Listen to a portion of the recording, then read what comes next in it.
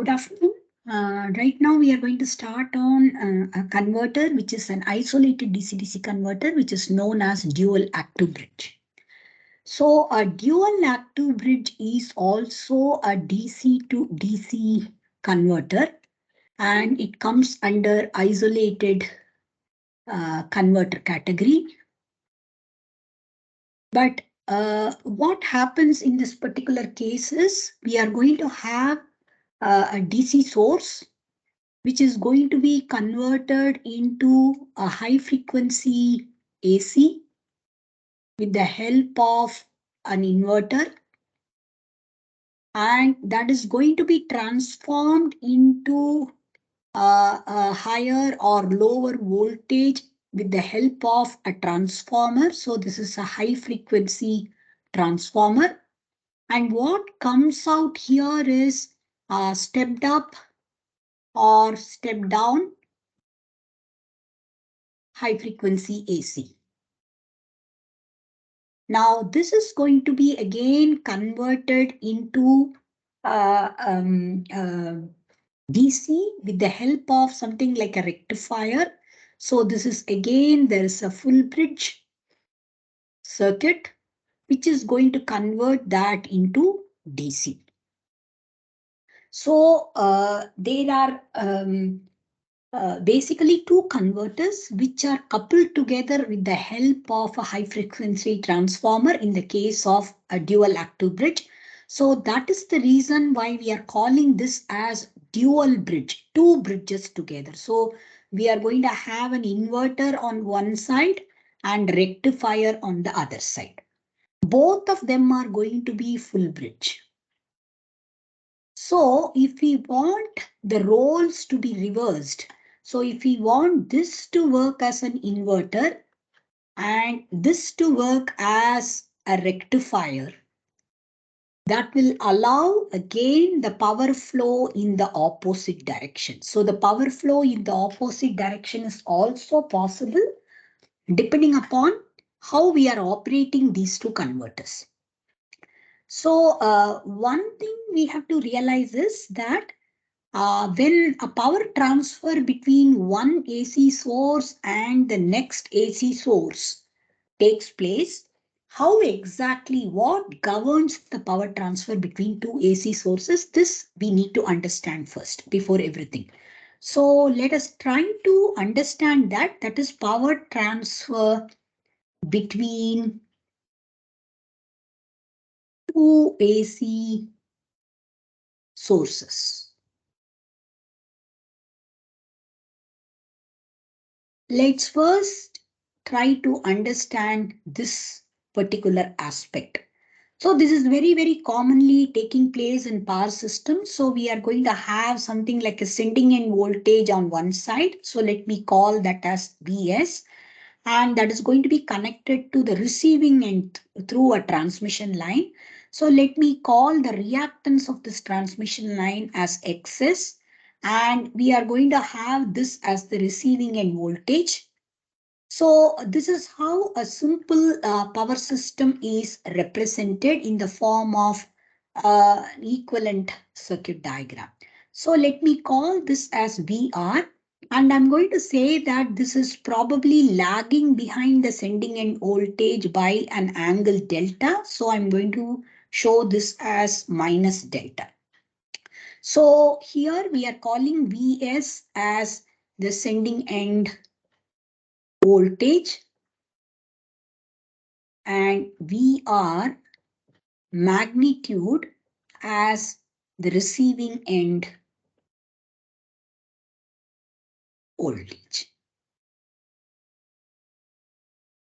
Now what we are going to have as the current that is flowing here, if I may call this as IS, all these things are going to be complex quantities. So IS, if I may call this as some angle phi, that is going to be equal to Vs minus VR angle minus delta divided by Jxs. This is going to be the current which is flowing through the transmission line or the intertie whatever is tying up the two sources together. So this is going to be the current through the tie line. Whatever is the tie line which is connecting the sending end voltage and receiving end voltage. Now, I can write this as Is multiplied by cos phi plus j sin phi. So if I try to expand this with the Euler's expression, this is going to be the kind of current we are going to have. And we all know that the real power transferred to the receiving end or transferred to VR from Vs, that we are going to call this as Vs Is cos phi, because only the real component of current is going to play a role in exactly determining what is the kind of real power that is being transferred from the sending end voltage. So this is going to be the real power transferred. So from here, I should be able to say whatever is the real component of the current, only that is going to play a role in determining what is the kind of real power transfer that is taking place between Vs and Vr. So I can write this particular expression. If I try to write this, I should say Vs divided by Jxs, which is going to have only the imaginary component. There is no real component.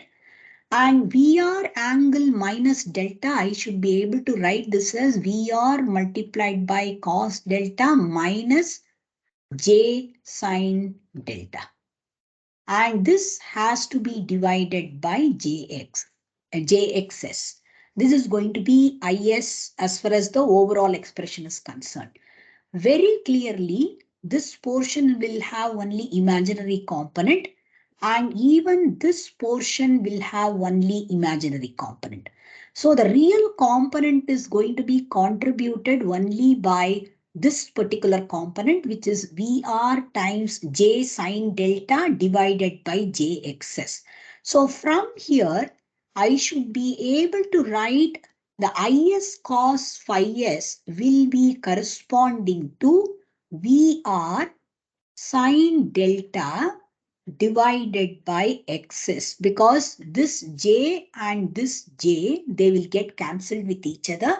So I'm going to have VR sin delta divided by xs. So I can say Is cos phi, which is corresponding to the real component of current flowing through the tie line.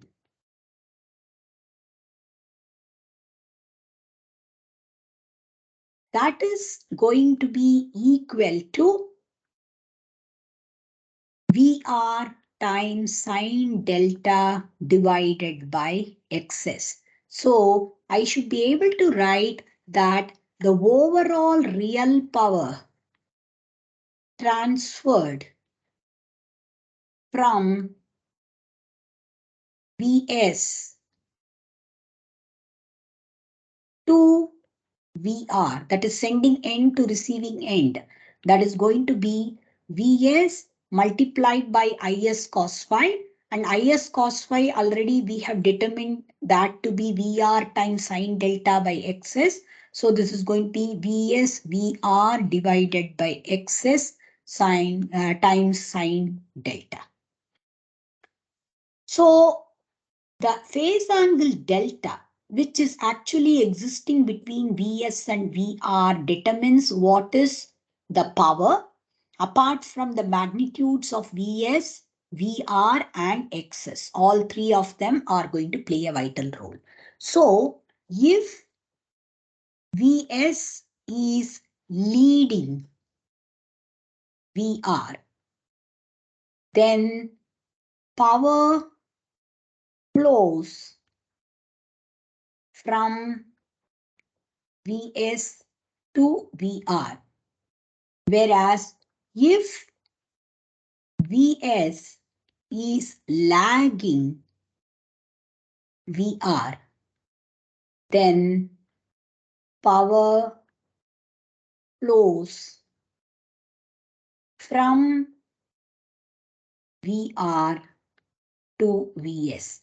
So in AC power system, the magnitudes of the voltages do not matter so much, but the phase angle matters quite a bit. If the phase angle is going to be positive, whichever is the leading voltage, from the leading voltage, the power is going to flow towards the lagging voltage. So this happens depending upon the phase angle that is existing between the two voltages that we are talking about at the two ends of the tie line. Now, this is going to play a vital role in determining the control of the power flow in a dual active bridge. So now that we have understood how the power flow takes place between two AC sources, now let us try to go towards the explanation or analysis of dual active bridge. So let us first of all draw the circuit diagram of a dual active bridge converter. So I'm just going to introduce dual active bridge. There are various types of control techniques, but I'm going to look at only one type of control technique in a dual active bridge. So a dual active bridge consists of, let us say, a source, DC source sitting on one side, which I'm calling as VS. Then I'm going to have a full bridge converter, which can work as an inverter or a rectifier. So I'm going to show 4 switches. Each of these switches will be consisting of a MOSFET or IGBT with anti-parallel diode, the regular inverter type of component. So I'm going to have these kinds of 4 switches connected together. So here, if I look at each of this switch is going to be equal to maybe an IGBT or an MOSFET. And along with that, I'm going to have a diode which is connected in anti-parallel. So this is going to be the switch configuration that I'm going to have. So if I may call this a switch, so this is the equivalent circuit, or this is a representation of the switch, whereas this is going to be the actual component that is describing the switch. Okay. Now, this is one bridge, and I'm going to have a transformer, high frequency transformer connected here. So I'm going to show, let us say this is the high frequency transformer that is connected at the output of this bridge. And this is having a secondary on the other side. So this is the secondary of the transformer. Now I'm going to have another bridge, maybe the other bridge I'm showing like this. So I'm going to have 1, 2, and 3, and 4. So these are going to be the switches. And we are going to have again either a battery to be charged, or I can have a load which is connected here. So I'm just showing a load right now. So let us say this is a resistance or something. So we are going to have a sending end voltage, which is VS, which is the source voltage. And this is the receiving end voltage, which is VR, which is actually going to have plus here and minus here. Now, between these two, I'm going to have a reactance. Let me show this reactance. This could be the leakage reactance of the transformer itself, but I'm showing this as an external reactance connected, which is very similar to, we just showed that there is going to be a source on one side and sending end voltage on one side and receiving end voltage on the other side, and in between there is going to be a transmission line. So the transmission line's reactance we showed as XS. So this LX is very similar to this XX. So this is VS and this is VR. That's what we showed in the previous slide. So let me just represent that transmission line reactance with the help of this LX. Now I'm going to connect this to, let us say, this portion of the bridge, the receiving end bridge, and this is going to be the other connection that is being connected from the transformer. So this is the source, what I have. And this is going to be the inverter, which is going to switch at high frequency. So let me show this as a high frequency inverter. And this is going to be the high frequency transformer.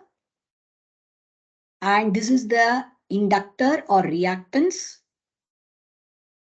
And this is going to rectify AC to DC. So this is going to be the AC to DC converter. And this is going to be the load. So let me call this as the load. This is the load. So let me call this switch as, say, S1, and this will be S2, and this will be S3, and this will be S4. So when S1 and S4 are connected together, or they are conducting, at that point, I'm going to have this point A, if I may call this as P and this point as Q. P is going to be positive and Q is going to be negative. Whereas when S3 and S2 are conducting, it will be exactly the opposite.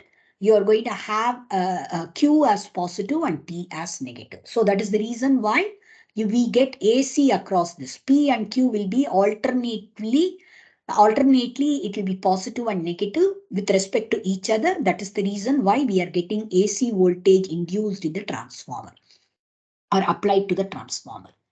So this particular voltage, what I see at this point, will be reflected based on whether S1, S4 are conducting or S2, S3 are conducting.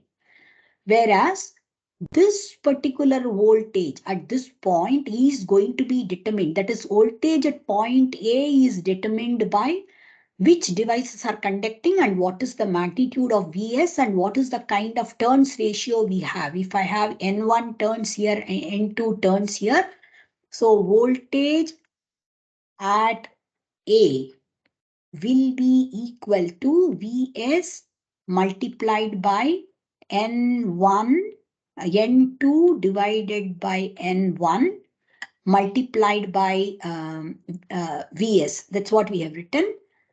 If S1 and S4 are conducting. Whereas it is going to be equal to minus Vs multiplied by N2 by N1 if it is the other way around. That is S2 and S3 are conducting. Right?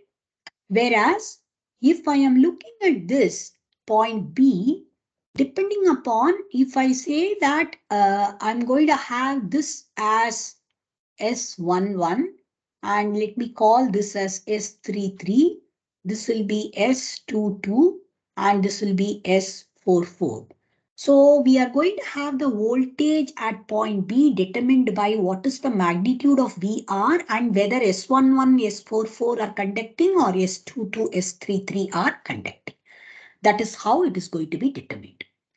Now, depending upon what is the kind of voltage appearing at points A and B, the current through Lx will be determined. Because Lx being a pure inductor, we are going to have Lx delta ILX by whatever is the time duration we are considering. That is going to be equal to whatever is the voltage across Lx. So the rate of change of current within the inductor, what is flowing through the inductor Lx will depend upon what is the kind of voltage that is appearing across that inductance, and the voltage across the inductance is in turn decided by the status of the switches S1, S2, S3, S4 as well as S11, S22, S33, S44. And that is the reason why the power flow could be controlled quite easily by controlling these switches.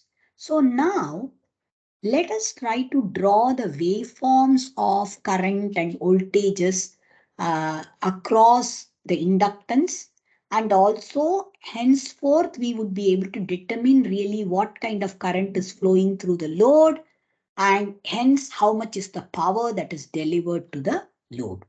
So let us say we are going to have S1, S4 fired for T by 2, starting from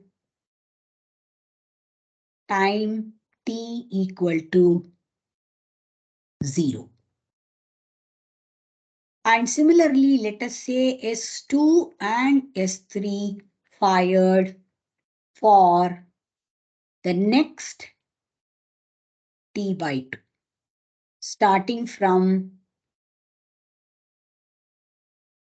T equal to T by 2. So for half a cycle, we are going to have S1 and S4 conducting. And for rest of the half of the cycle, S2 and S3 are going to conduct. So when S1 and S4 are conducting, we are going to have the current flowing like this through S1, and it is going to go through this transformer like this, and it is going to return through S4 and come back to Vs. So the voltage appearing across this will be Vs, and that is the reason we said that the voltage at point A will be Vs multiplied by N2 divided by N1. So let me try to first of all plot. So let me try to plot at this juncture with respect to time. What is the voltage at point A? So voltage at point A. We are talking about this point A. So what is the voltage at point A? So if we are assuming that we are going to fire S1 and S4 for T by 2, and then we are going to fire S2 and S3 for another T by 2. So we are repeating this again and again. So this is the kind of waveform we are going to have. And we are going to have this as Vs multiplied by N2 divided by N1. And this voltage on the negative side is going to be minus Vs multiplied by N2 divided by N1. So this is the kind of voltage we are going to get at the secondary side of the transformer and the left side of the inductor Lx. Now, if let us say we are firing S11, S44 and S33, S22 also in the same frequency as that of what we are doing for the primary bridge, the first bridge.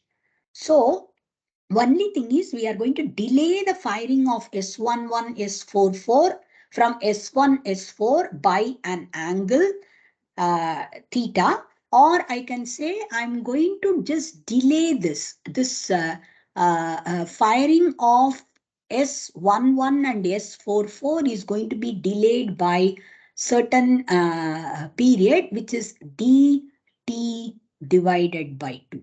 So that is the kind of delay we are going to have for all that is S1 between S1, S4 and S11, S44. Similarly, between S2, S3 and S22, S33. So this is going to be dt by 2. This is also going to be dt by 2. The same way, this will also be delayed by dt divided by 2. So dt divided by 2 is going to be the time delay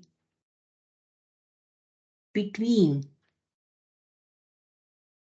firing of S1, S4 and S11, S44. That is the bridge on the primary side of the transformer and the secondary side of the transformer. So if I try to look at what is the voltage that is going to come up here, when S11 and S44 are conducting, we are going to have VR, whatever is the load voltage that is going to be appearing exactly, because this plus will be connected through S11 to this plus. So the polarity will be the same as that of the positive of VR. So we are going to get VR as such. Whereas if I am going to have S33 and S22 conducting, we will have actually this minus is connected through S22 to this terminal. So it will become minus of VR. So we are going to have a voltage somewhat like this. If I say that VR is slightly lower than Vs times N2 divided by N1, I'm going to have actually this as the kind of voltage that I'm going to have. So this is going to be the kind of voltage I'm going to have on V. So this is going to be VB. So this is VA. So let me erase this and say this is VA. So this is going to be VA. And this is the green color one is VB. Now, voltage across the inductance VLX is going to be VA minus VB. That is going to be the voltage across inductance. So let me try to draw what is the voltage across inductance. So let me again draw this with respect to time.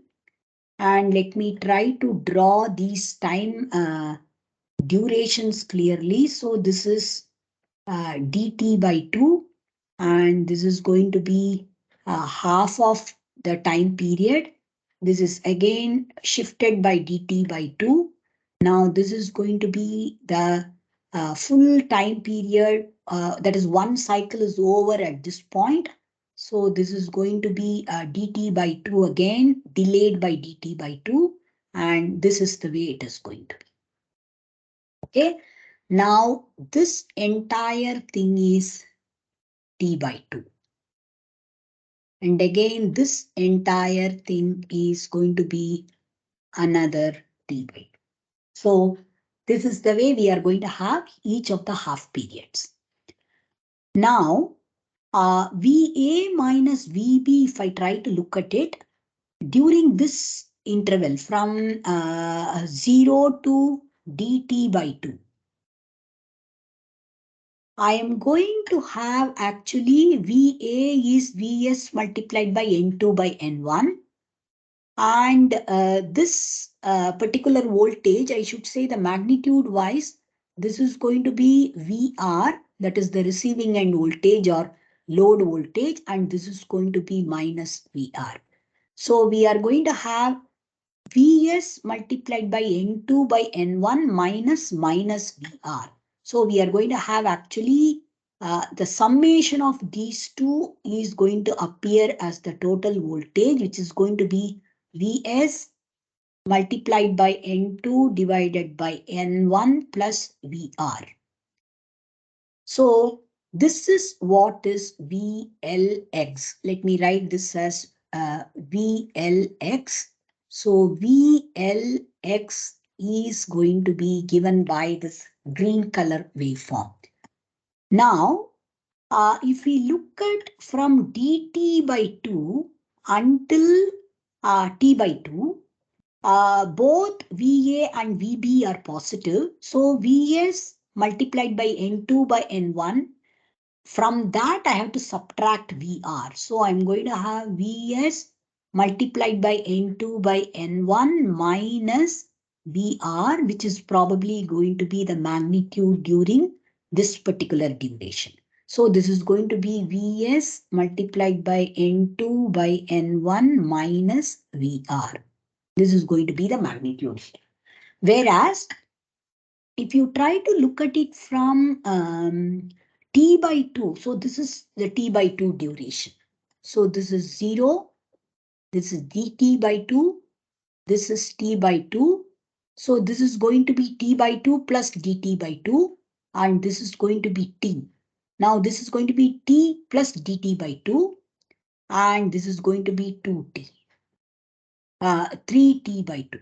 Sorry, 3t divided by 2. So this is how we are going to mark these time intervals. Now, here from t by 2 to t by 2 plus dt by 2, we are going to have VA as negative, whereas VB is going to be positive. VA is negative. So VA negative value is Vs multiplied by N2 by N1, that is minus, and this is going to be minus Vr. So what we will have is the summation of two negative voltages, which will actually show up as a large negative voltage for this duration. So this voltage, what we get is going to be Vs multiplied by N2 by N1 plus Vr, but minus of this entire thing. That is what is going to be the voltage at this juncture. Then we are going to have during this duration, it is very similar to what was happening between dt over 2 and t over 2.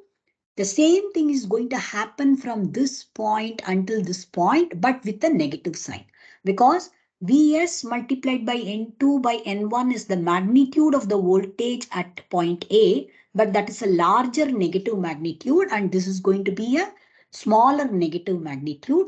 So overall, when you subtract one from the other, we are going to get Vs multiplied by N2 divided by N1 minus Vr, but the negative of this is going to appear as the voltage here. So this is again going to repeat itself. After T, this will repeat itself. So again, you will have a voltage like this. And this is going to be the kind of voltage that will repeat itself again and again. So this is the kind of voltage that we are going to get across the inductance. So if this is the voltage across the inductance, this is the voltage across the inductance. We are talking about this inductance.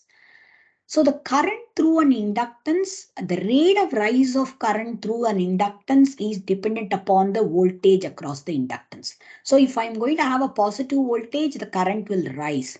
If I'm going to have a negative voltage, the current will fall. So this indicates a positive VLX, and this indicates a negative VLX, and this is going to be the current through LX. This is the way it is going to work. So if I have a very large amount of voltage, positive voltage coming up across the inductance, that is going to cause a very high rate of rise. Similarly, if I'm going to have a lower value of positive voltage across the inductance, then that is going to actually make the rate of rise less. And if there is a large negative voltage across the inductance, it will make the rate of fall of the inductance current quite large. So, because this entire thing is repeating itself and the inductance cannot hold on to any energy over one cycle period, what is the kind of current value it is reaching at the end of one cycle should be the same as whatever was the current that was there at the beginning of that cycle. Okay, so what I mean is, whatever was the current here, the same should be the current at the end of one cycle, which is this. So we are going to have cycle after cycle, the current is going to reach the same value. Now here the current is really going to go quite high. So if I assume that the current was probably starting from some value, which I'm going to call as something like, let me call one of the values as some I2 and the other one value as I1. So this is minus I2 and this is going to be minus I1. Similarly, let me draw on the other side. This is going to be plus I1 and this value is going to be plus I2. So one is on the negative side, the other one is on the positive side. So when I'm going to see that the current is actually reaching or it is going to have a rate of rise because of the positive voltage, maybe it will start from here and it will reach plus I1. So let me draw as though the current is reaching something like this. It is going to be a linear rise. So I will have a linear rise of current like this. After that, I'm having only a smaller voltage. So the rate of rise will be slower, but still the current will rise. So I'm showing as though the current is rising like this. So I'm going to have for dt duration, dt by 2 duration, the current is rising from minus I2 to plus I1. So for 0 to dt over 2 duration, ILX rises from minus I2 to plus I1. Okay. Now from t equal to dt divided by 2 to t over 2. Okay, so this is t over 2. So this is going to be 0. This is dt by 2, whereas this is t by 2. Now this is going to be t by 2 plus dt by 2. Whereas this is going to be t. And this point is going to be t plus dt over 2. So from here to here, it is going to rise to I2. So this is going to rise from I1 to I2. So ILX changes from I1 to I2. Now from here, this is plus I2 and this is a huge negative voltage.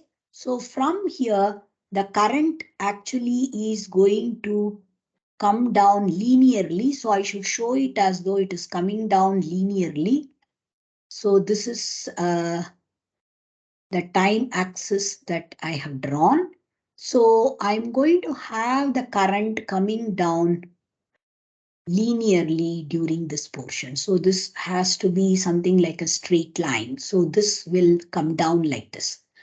Now from here, so I should say from t equal to t by 2 to t by 2 plus dt by 2. For this duration, the inductance current is going to change from plus I2 to minus I1. So it has reached this value. From here, again, we are going to have an increase in the current, which is in the negative direction, and this is going to reach minus I2. So this is the point where it becomes T. So this is the point where it becomes T. And this is actually T by 2. And this is going to be T by 2 plus dt by 2. So this has reached minus I2, then it will repeat itself. So I should show it as though from here it is going to again rise like this. And again it will go like this. And then from here it will come down like this. So this will repeat itself. So this is going to be ILX. If I try to plot what is ILX, assuming LX is ideal inductance, this is the way it is going to be. We should be able to calculate the rate of rise and rate of fall and everything. That should not be a problem. We'll do that in a minute. Now, if this is ILX, this is ILX. So if ILX is this direction, if S1 and S44 are conducting, I am going to have the load current which is flowing in this direction is same as that of ILX direction. Rather than that, if I am going to have S22 and S33 conducting, although I call this as ILX, I am going to have actually the current what is flowing as ILX that opposite to that should be the direction of current of the load current. Because if I'm looking at this as ILX, the current actually what is flowing through the load, if that is going to flow in the opposite direction. If S22 and S33 are conducting, I'm going to have the current flowing in the opposite direction when I compare the direction of current through ILX and the load current. So what I'm trying to get at is, if S22 and S33 are conducting, then I load equal to minus of ILX. But if S11 and S44 are conducting, then I load is equal to ILX itself. Both of them are going to be exactly equal to each other. So let us now try to take a look at this and try to draw how the load current can be drawn with respect to time. So let me extend this further.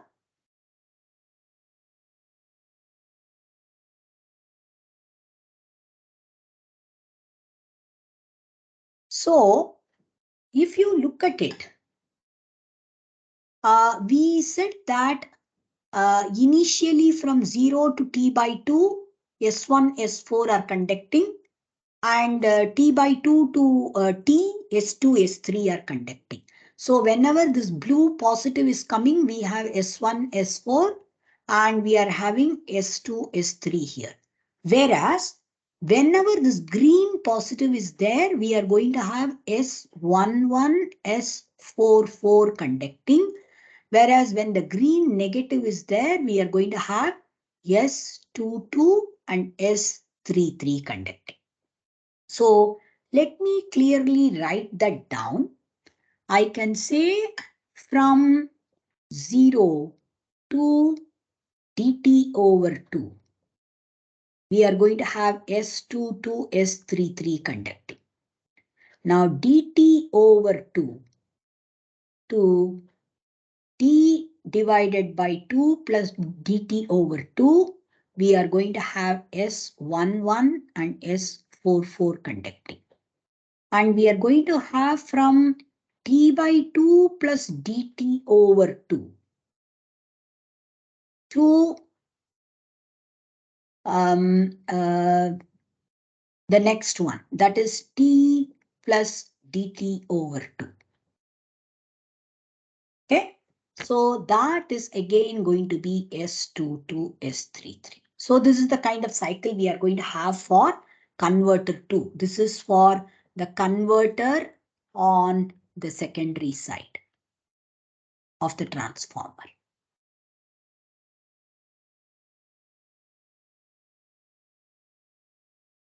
So this is going to be the converter switching on the secondary side of the transformer, because we are having a delay of dt by 2. What we are having as the delay is dt by 2. So now if you look at it, here we are going to have S22, S33 conducting as per this. S22, S33 conducting. So whatever we are having as the current, we should draw the opposite of that. So when we draw the opposite of that, this is, let us say, I2. This is going to be I2 magnitude and this is going to be I1. The same way, let me draw I1 here, minus I1 and minus I2. So we are going to have a current which is exactly opposite to that of this.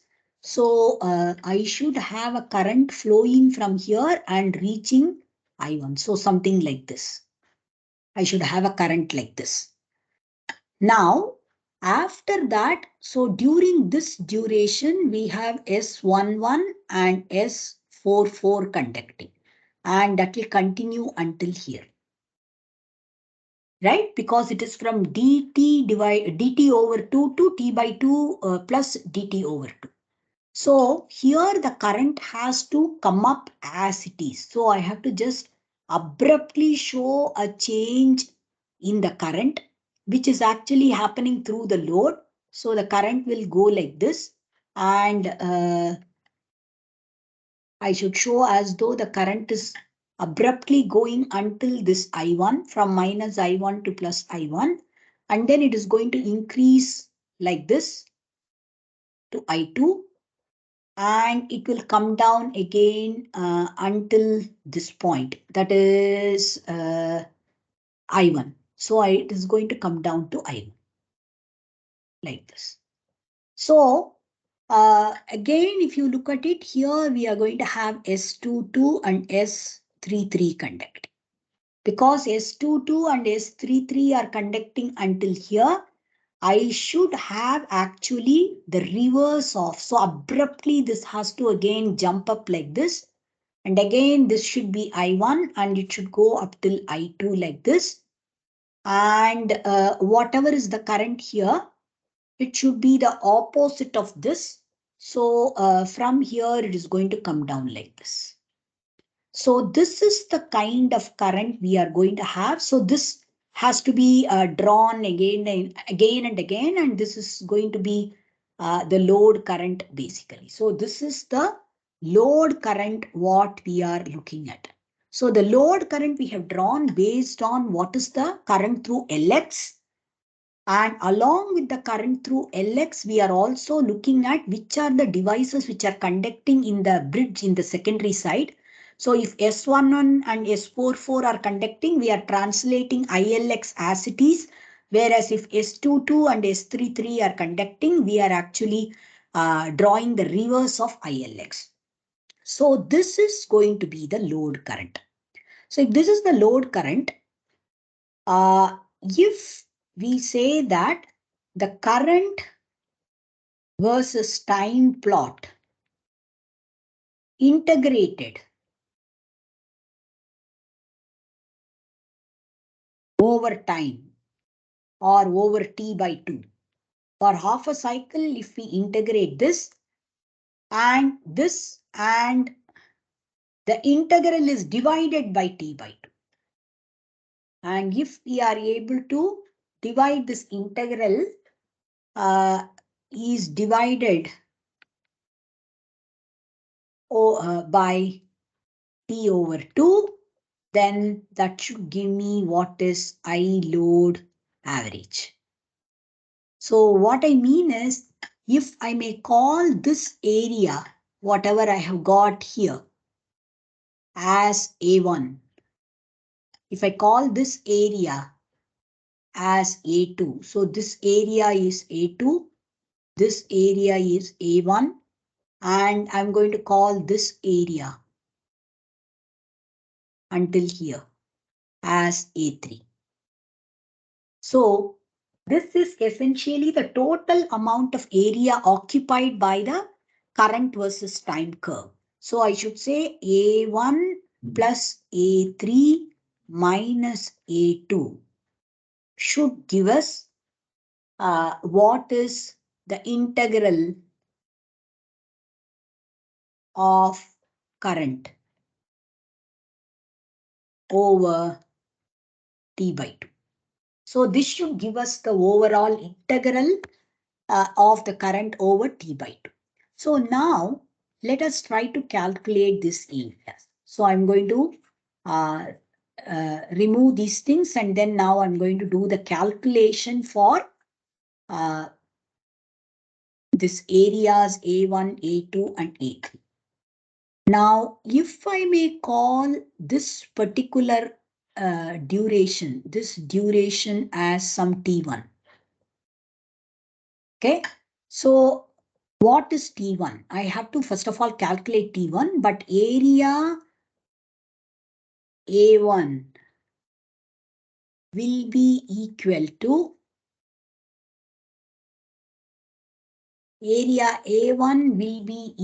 to half It's a triangle and the base is T1 half BH and the height is I2. I'll have to calculate what is T1. There is no doubt. And area A2 is going to be equal to, again, this is also a triangle. All of them are actually right angle triangle. I have not drawn it very clearly, but it is going to reach here and this is going to be an abrupt rise. So area A2 is again going to be half multiplied by this entire thing was dt over 2. And this duration is T1. So this is going to be dt over 2 minus T1. That is going to be the duration. And maximum current value is I1. Okay. So that is going to be area A2. And area A3, if I try to get, area A3 is going to be equal to, that is half. This is actually consisting of two portions. One portion corresponds to a triangle and that triangle is this much. This is the triangle portion and the other portion corresponds to a rectangle. So that rectangle corresponds to this. From here, this side, and this side. This is the rectangle. So this is area of the rectangle will be whatever is the time duration T by 2 minus dt by 2. This is going to be the rectangle's x-axis or time axis. And the height is going to be I1. So this is the area of the rectangle. Now on the top of that, I have to add the triangle area also. Triangle again is going to have the base or half BH. If I try to say base is going to be T by 2 minus dt by 2. So let me write this as plus half T by 2 multiplied by 1 minus d. So that is the duration what I have got. And the height is going to be I2 minus I1. So this is what is the area A3. Now T1, how would we calculate? T1 can be calculated based on, if I know what is the voltage which is causing the rate of rise of or rate of fall of current. That we had already calculated. The voltage what causes the rate of rise of current is Vs multiplied by N2 by N1 plus Vr. So I should say rate of rise of current from 0 to dt over 2. So that is actually caused by, I can write Lx multiplied by delta ILx, whatever is the variation in the current or increase in the current. That will be equal to Vs multiplied by N2 divided by N1 plus Vr. Multiplied by whatever is the time duration. The time duration is dt over 2. That is the time duration. So I can say that T1 corresponds to this time T1 corresponds to where the current is reaching 0 from I2. So from I2 to 0, it reaches in T1. So in this particular case, I should be able to say Lx multiplied by delta ILx. Delta ILx is I2 minus 0. So that is going to be I2 itself is equal to Vs multiplied by N2 divided by N1 plus Vr multiplied by T1. So T1 can be calculated as Lx times I2 divided by Vs times N2 by N1 plus Vr. So T1, we can get the value directly from this particular equation. We should be able to get the value of T1. Okay, so let us try to write this clearly.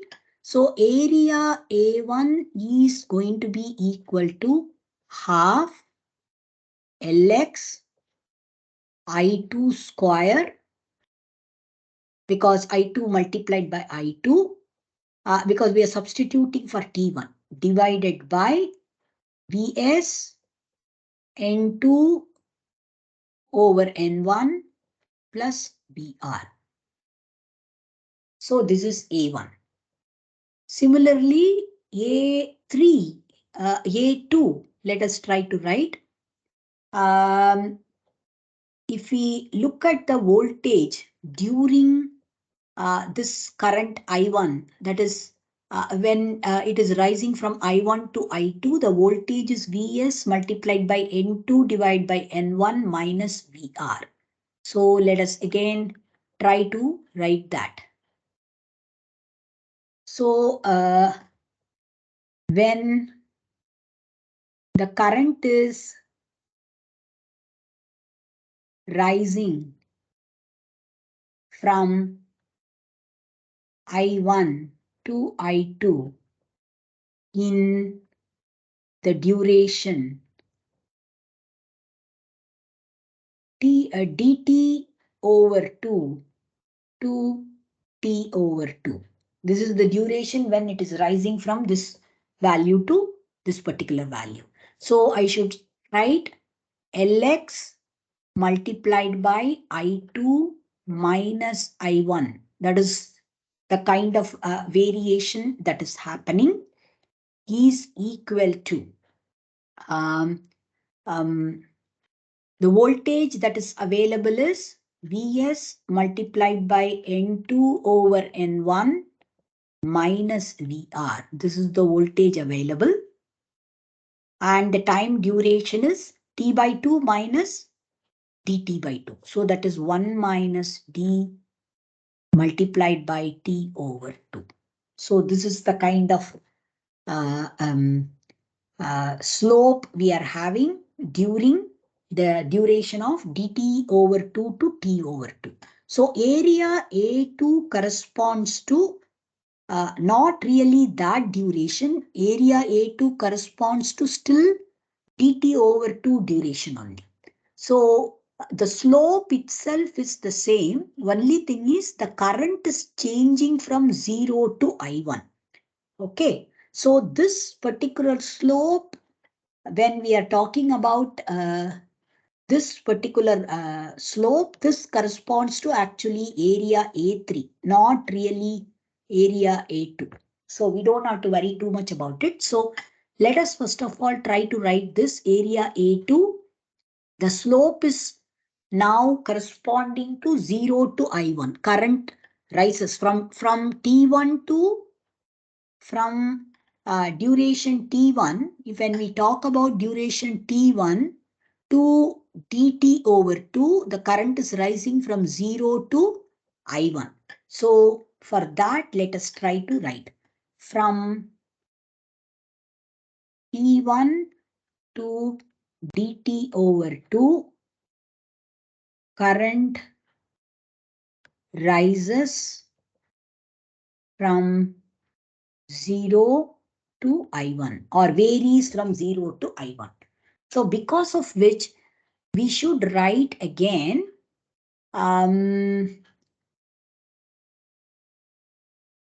half.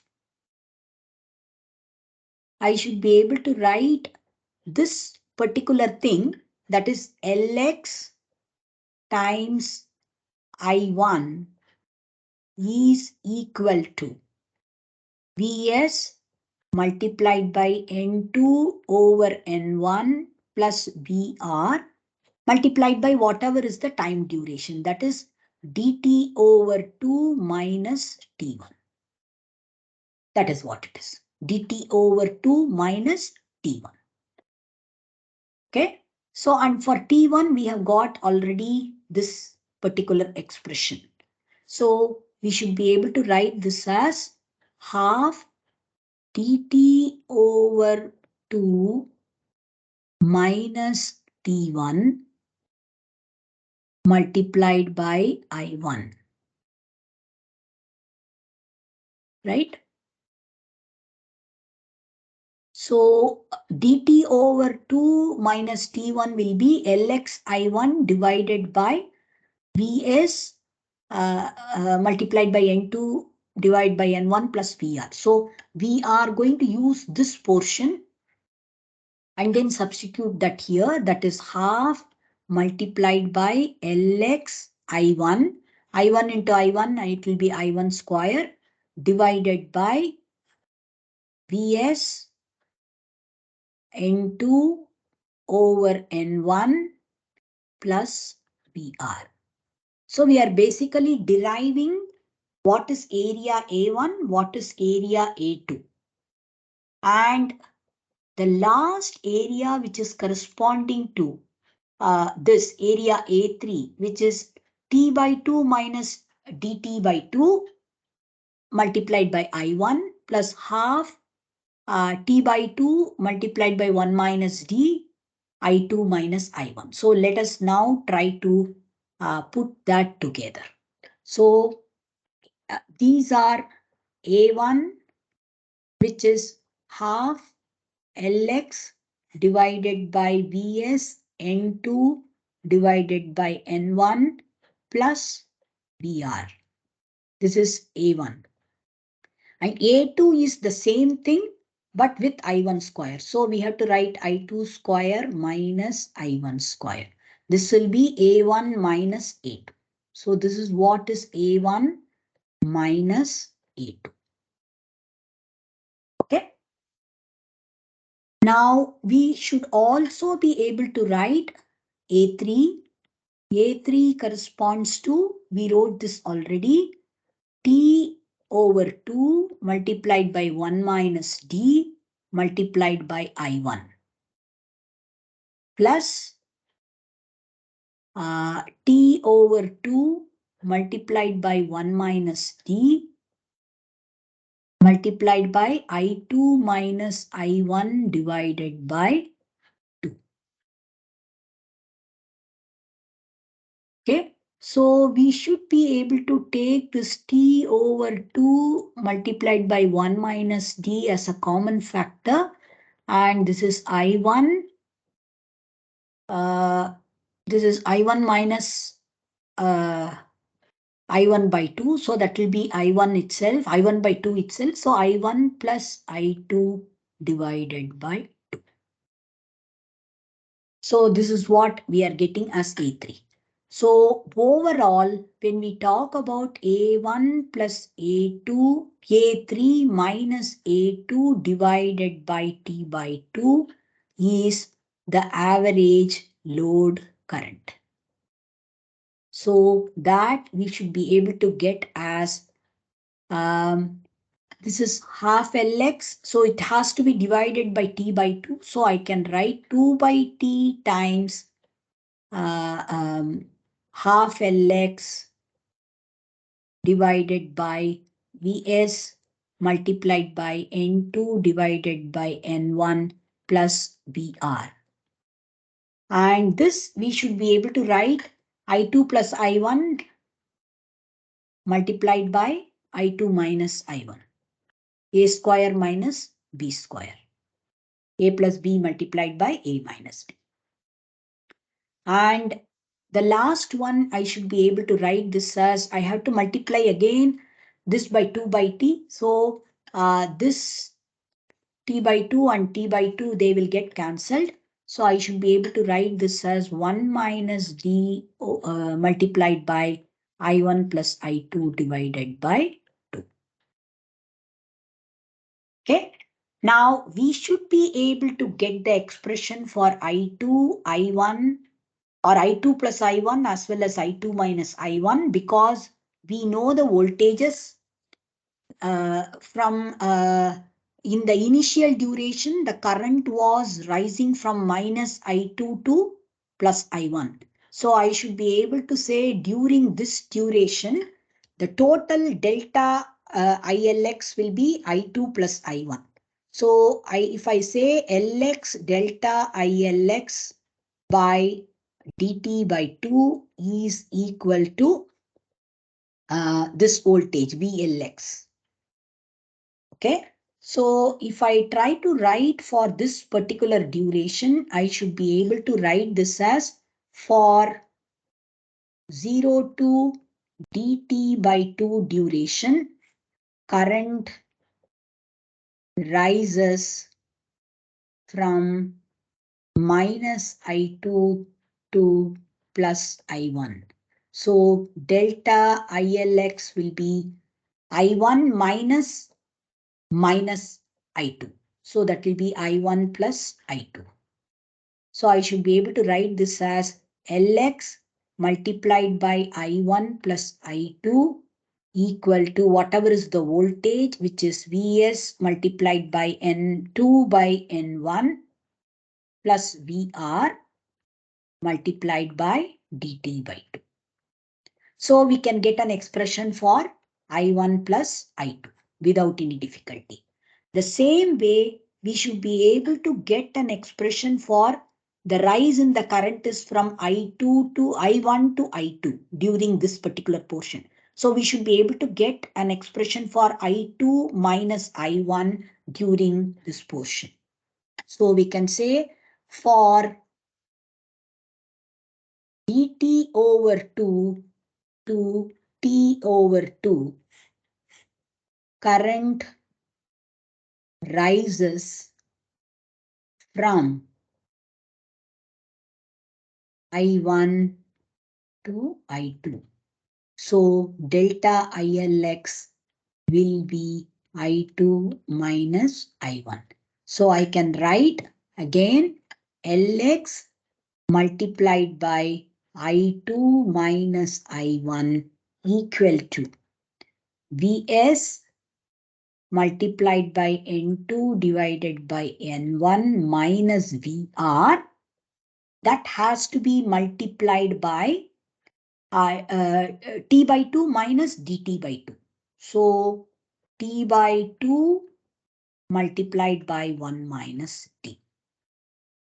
So if you look at expression for I1 plus I2, we should be able to derive it in terms of the source voltage, the turns ratio, the inductance value, the resistance load voltage, and D.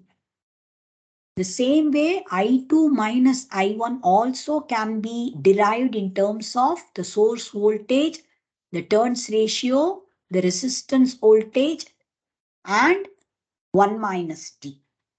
So, in general, if you are looking at I2 plus I1 or I2 minus I1, that is also a function of the voltages and the duty ratio. So if we substitute this, let me try to maybe substitute this. This particular I1 plus I2 is this, and I1 minus I2 is this. So let us try to substitute that. I1 plus I2 we are getting as Vs multiplied by N2 by N1 plus Vr dt by 2 divided by Lx. So I1 plus I2 equal to Vs multiplied by N2 by N1 plus Vr multiplied by dt by 2 Lx. The same way I2 minus I1 we are getting as Vs multiplied by N2 by N1 minus Vr multiplied by 1 minus D T divided by 2Lx. Okay. 1 minus dt by 2Lx. Okay. Now, can we substitute this? This is, let us say, equation number 1, equation number 2. Now, substituting these in this particular thing, we should be able to write this as 2 and 2 will get cancelled. So I can write Lx divided by T multiplied by Vs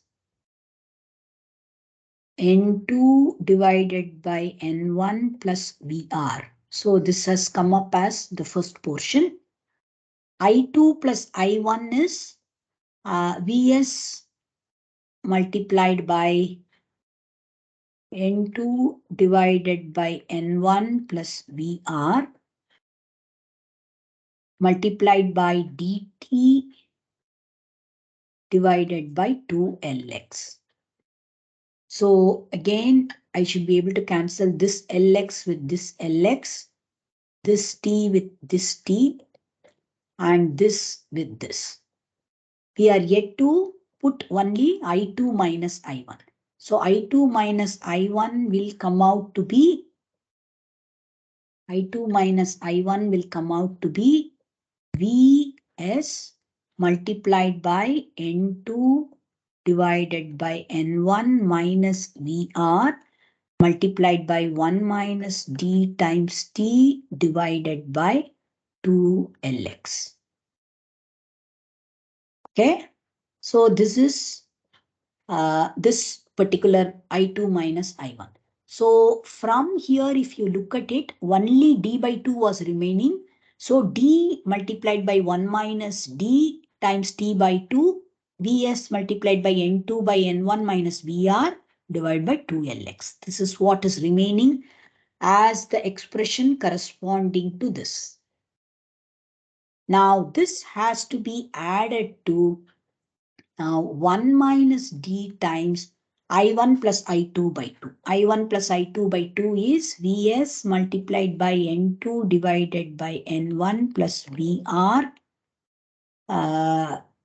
dt divided by, because there is 1 divided by 2 here also, 4Lx. So this happens to be the average current. So I load average comes out to be Vs multiplied by N2 divided by N1 minus Vr multiplied by D1 minus D divided by 4Lx plus again D1 minus D T divided by 4Lx, this is common factor, multiplied by Vs Ns by N1 plus Vr, rather N2 by N1 plus Vr. So this is the average load current. Again, you can manipulate further if we actually add these two. This is a common factor. So minus Vr and plus, so this will be the common factor and we have to take these two into consideration. So minus Vr and plus Vr will get cancelled with each other, hopefully. So we will get d multiplied by 1 minus d t divided by 4Lx multiplied by Vs N2 by N1. And this will appear 2 times. So this will there will be a 2 here, and this Vr minus Vr and plus Vr will get cancelled. So we are going to have 2Lx at the bottom. When we cancel these two, we will have only 2Lx at the bottom. This is the I load average. So power delivered to the load is going to be equal to VR, whatever is the voltage across the load.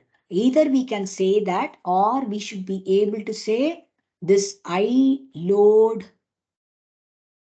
square multiplied by the resistance. If I assume it is a resistive load, or I should say VR multiplied by I load.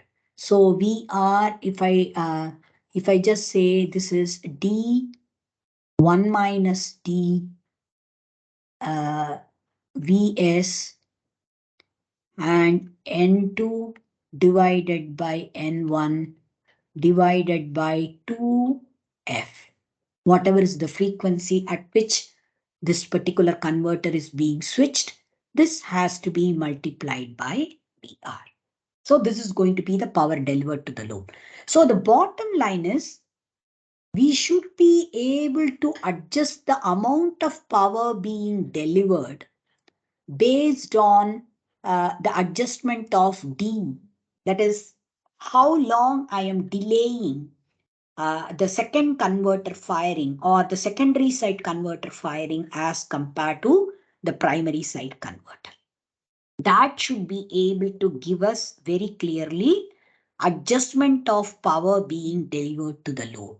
So the dual active bridge, control of dual active bridge, the power control of dual active bridge can be effectively accomplished either by controlling what is the duty ratio or delay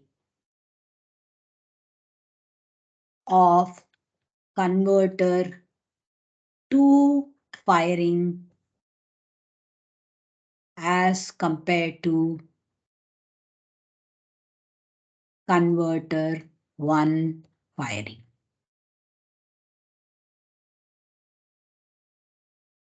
There are other methods of control as well. We should be able to control for how long. Right now, whatever we analyzed with 50% duty ratio. That is, we are going to have S1 and S4 on for 50% of the duration and S2 and S3 on for 50% of the duration. That's what we did. But we need not do that. We can only fire it for a shorter duration than 50% of duration. So we can even control it based on controlling the duration for which bridge 1 and bridge 2 are fired. They need not be fired for T by 2 during positive half cycle and T by 2 during negative half cycle. They can be fired only for fraction of this duration. It's not a big problem. If we are able to fire it only for a fraction of this duration, then correspondingly, we are going to get the average value of voltage, what is appearing across the transformer winding on the primary side or secondary side, that is going to diminish. Then correspondingly, we will have difference between the primary side voltage and the secondary side voltage will also vary. Then correspondingly, the current that is flowing through the inductance Lx will vary. So all these things will definitely affect the amount of power being transferred. So the major advantages of dual active bridge converter are the first and foremost thing is it will allow bidirectional power flow, because depending upon which side voltage is leading, secondary side voltage is leading or primary side voltage is leading, depending upon that, the power flow can be from the primary side to secondary side and vice versa. So it will allow bidirectional power flow, which means if I am going to have a battery which is installed probably in a grid or something like that, the power can flow from the grid into the battery, that is battery can get charged, or from the battery the power can flow into the grid if the grid is probably having some difficulty or shortfall of power, it can happen. So it will allow bidirectional power flow. The second thing is we are going to have a huge flexibility of control, because it can be having the flexibility of either turning on the switch for entire 50% of the cycle duration, or you can turn it on only for a shorter duration. You can have, in fact, 40% on the primary side and maybe 30% on the secondary side and whatever. So we would be able to really control in different ways the power flow, either by changing the phase shift between the primary and secondary side converter, or even by turning on the devices for less than T by 2 duration on the primary side, or for a different duration on the secondary side. So we would be able to get a good flexibility of control. The third thing is we are using high frequency transformer, generally in dual active bridge. And whenever we are using high frequency transformer, size can be reduced drastically. So in a high frequency transformer, size is reduced drastically. Why? That is because if you look at if you look at Faraday's law, N d phi by dt is equal to voltage. So in general, we can say the voltage is proportional to the number of turns, of course, the flux, and time comes at the bottom, which means it is also proportional to frequency. So we are going to have the voltage at which the transformer is operating that is proportional to the product of flux and frequency. So if we are talking about a particular voltage, let us say we are talking about 240 volts, and we are operating at 1 Weber of flux. Okay. And if we are talking about 50 Hertz transformer, then we might have to increase the number of turns correspondingly. Okay. So if we are talking about a 50 Hertz transformer working at 1 Weber, we might like to have about 5 turns.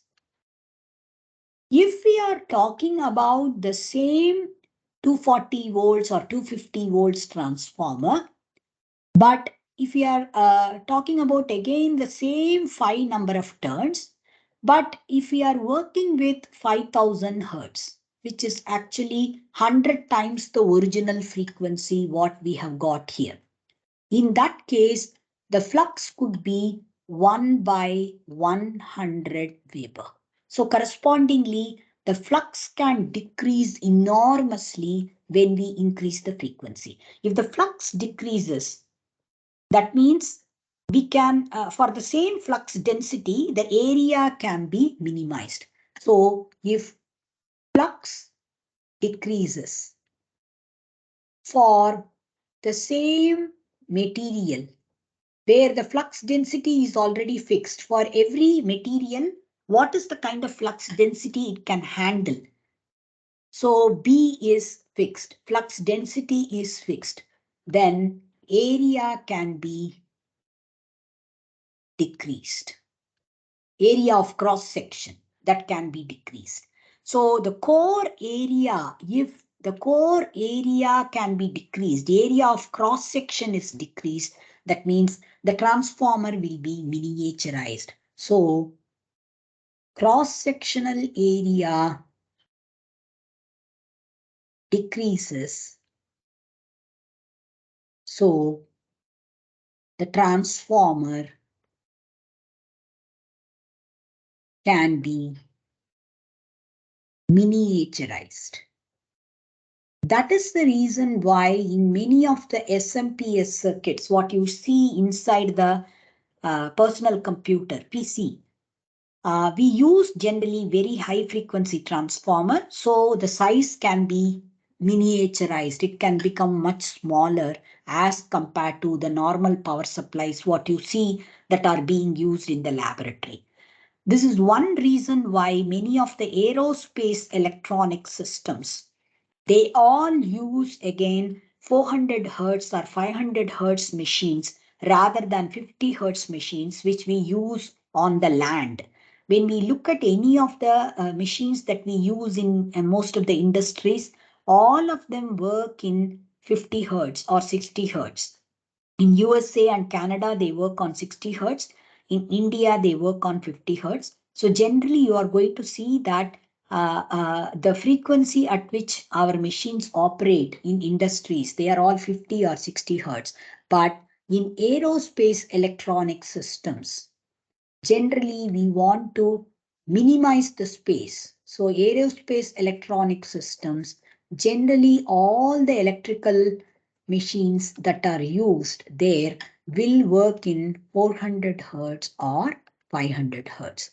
So in that sense, dual active bridge also, which uses high frequency transformer, generally can be of very, very small size. That is one more advantage as compared to many other DC to DC converters, which are non-isolated topologies. So dual active bridge has a lot of advantages. That's one reason why it is being used extensively in many of the battery charging applications.